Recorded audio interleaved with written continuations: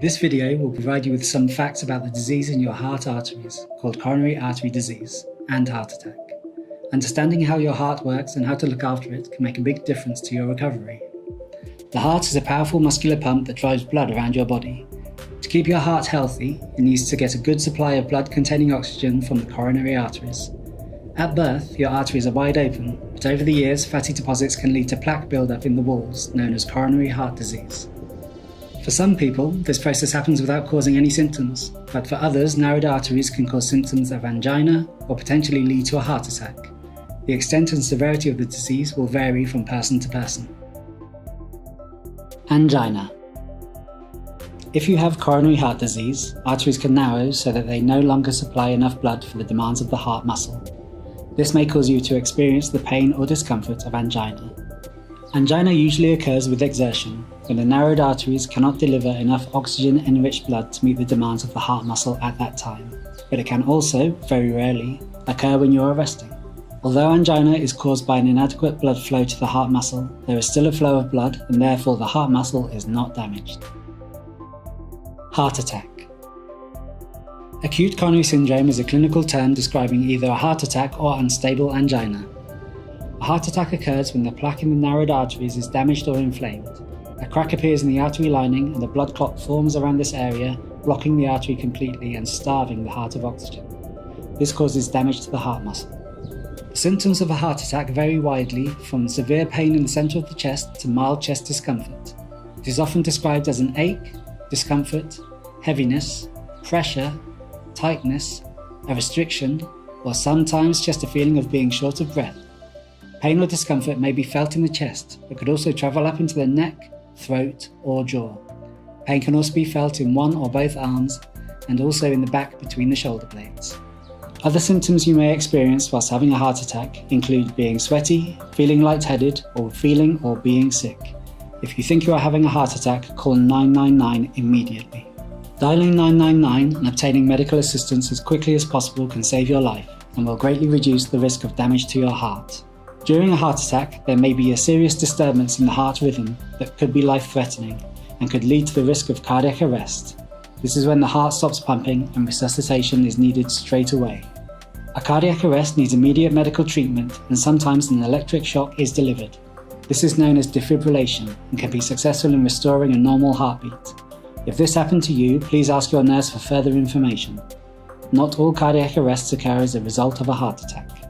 After a heart attack and treatment, the area of damaged heart muscle recovers over a 2 to 3 month period, but an area of scar tissue may remain. Many people ask, will I have another heart attack? There are no guarantees for anyone, but once the first few days are over, the chances of having another heart attack are reduced and become less as time goes on.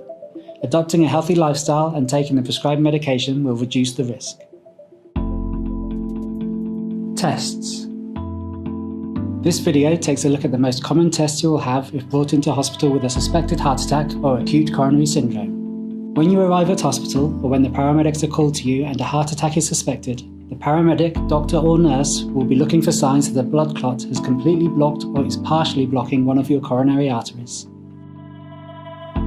Coronary angiogram. You may be required to have a coronary angiogram. This test involves looking inside the coronary arteries for disease. A small tube is placed into your artery through your wrist or groin. A fine tube is passed through until it reaches the arteries of the heart. A special dye that shows up on X-rays is injected through the tube into the coronary arteries. It's filmed using an X-ray camera placed over your chest. The images are shown on an X-ray screen and will show any narrowing or blockages in the coronary arteries. In the case of a heart attack, often an angioplasty and stent insertion is performed during the angiogram. A catheter tube with a small balloon and a fine mesh tube called a stent on the end is inserted through your artery up into the coronary artery. When the balloon reaches the narrowing, it is inflated so that it squashes the fatty tissue against the artery wall. The stent is pushed open with the inflation of the balloon and beds into the artery lining to hold the vessel open, allowing an oxygen-rich blood supply to return to the heart muscle. Echocardiogram. We know a heart attack can cause some damage to the heart muscle, so to understand whether the heart function has been weakened, we perform a test called an echocardiogram. An echocardiogram is simply a scan of the heart. This test requires a probe to be pushed against the left side of your chest, covered in a special gel, and shows whether areas of the heart muscle have reduced pumping function as a result of the heart attack. The good news is that after a heart attack, the healing process begins quickly. Scar tissue may develop in the damaged area. This takes around 4 to 6 weeks, and it is important that your heart is given recovery time to allow this process to happen. Medication. After a heart attack, you will be prescribed several types of medications to go home with. Taking these medications as prescribed is important for reducing your risk of having another heart attack. Antiplatelets include aspirin, clopidogrel, ticagrelor.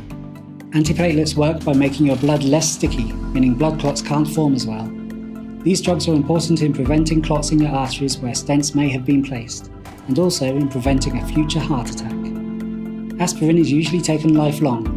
Your second antiplatelet will only be needed for a certain period of time, which is usually 12 months.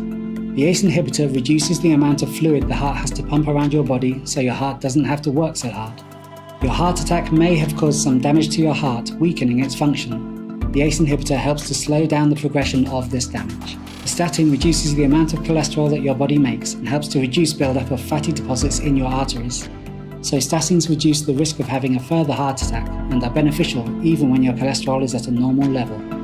The beta blockers, such as bisoprolol, slow the heart down and help to maintain a regular, steady heartbeat. This means your heart doesn't have to work so hard and also helps to reduce your blood pressure.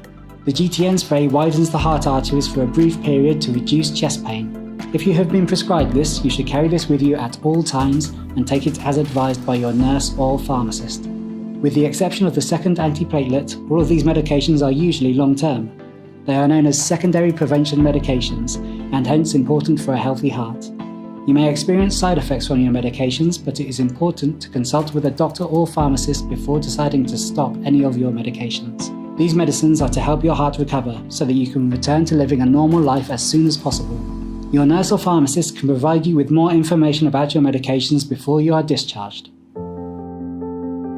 Emotions.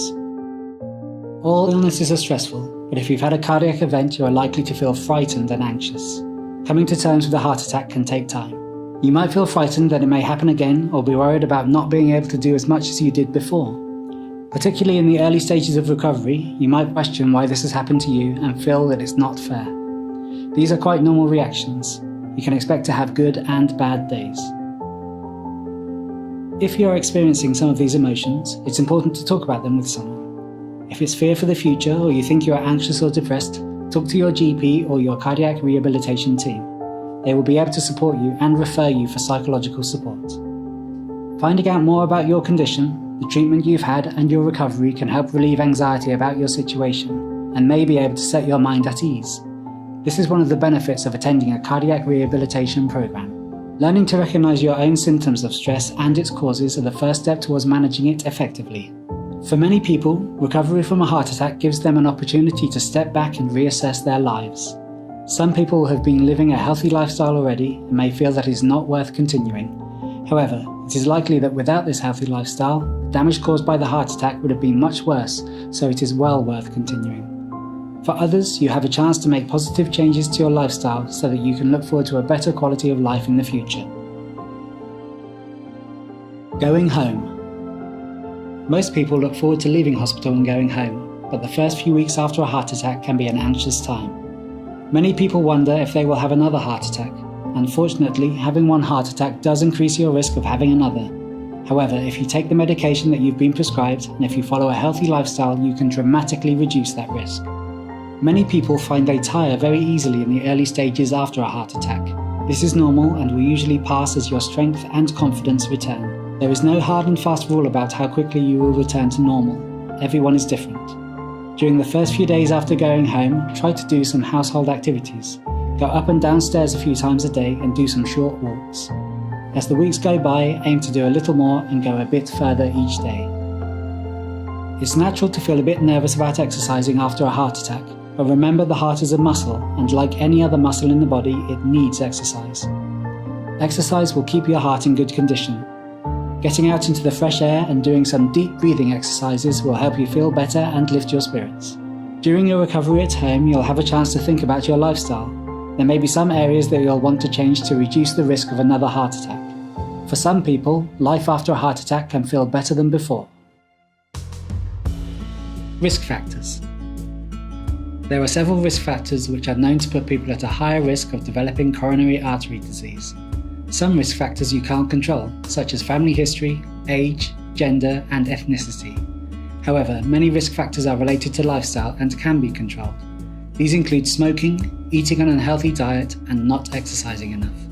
If you are a smoker, no matter how long you've smoked for, quitting can help improve your health straight away. Stopping smoking is the single most important step you can take to reduce your risk of having a heart attack. Smokers are almost twice as likely to have a heart attack as people who have never smoked. There is support available to help you quit. You can ask your GP or local pharmacist for advice and support. The most important thing to remember is to aim for a healthy, balanced diet, including eating more fruit and vegetables.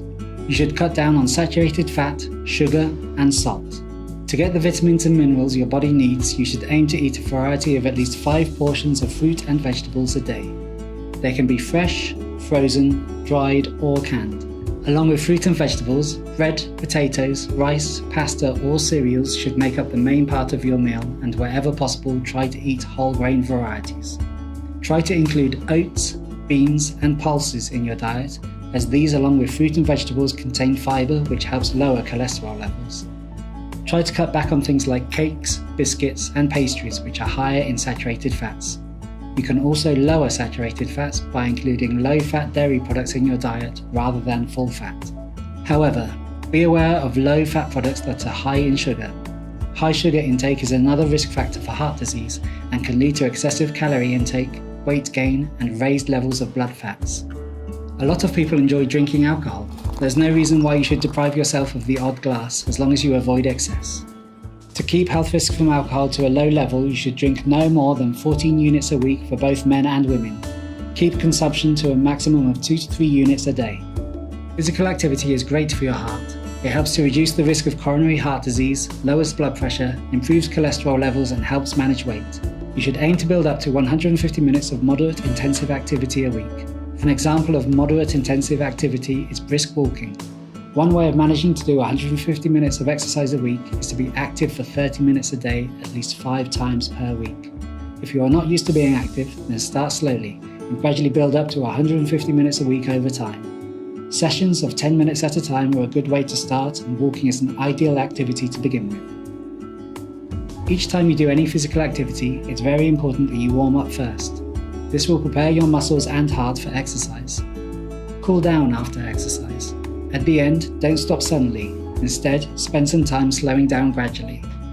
Don't do physical activity if you feel unwell, and stop exercising if you're in pain or feel dizzy. These are abnormal responses to exercise and may be a result of overdoing it. You should discuss any of these responses with your GP or cardiac rehabilitation team. Ultimately, exercise should be a habit for life.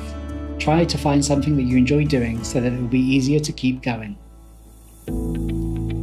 Cardiac rehabilitation.